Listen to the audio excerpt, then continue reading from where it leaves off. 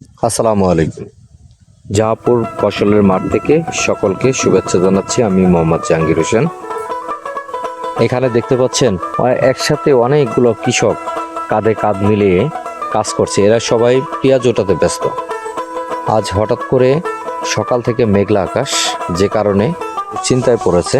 কারণ হচ্ছে যদি বৃষ্টি নামে সেক্ষেত্রে পেঁয়াজের অনেক ক্ষতি হবে। তো এখানে দেখতে পাচ্ছেন অনেক জনবল নিয়ে একজন কৃষক তার মাঠে কাজ করাচ্ছে, পেঁয়াজ ওঠাচ্ছে।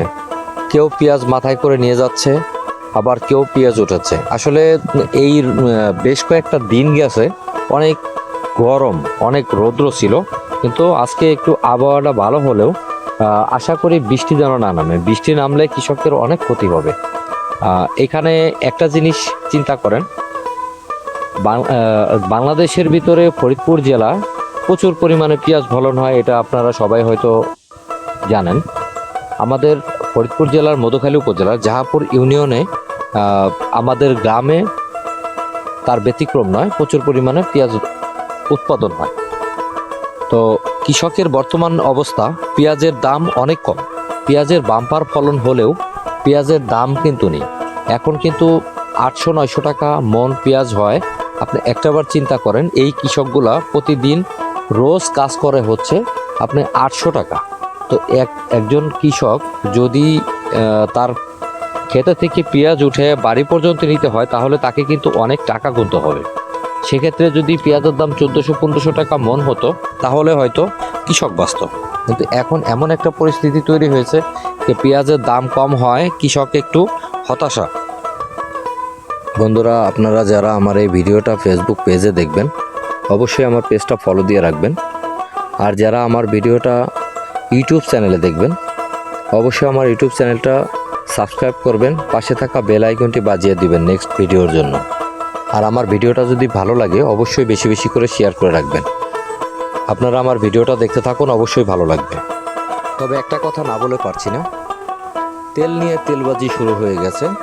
এখন কৃষকের পর্যাপ্ত তেলের দরকার, খেতে সেচ দেওয়ার দরকার, কিন্তু বাজারে কিন্তু তেল পাচ্ছে না।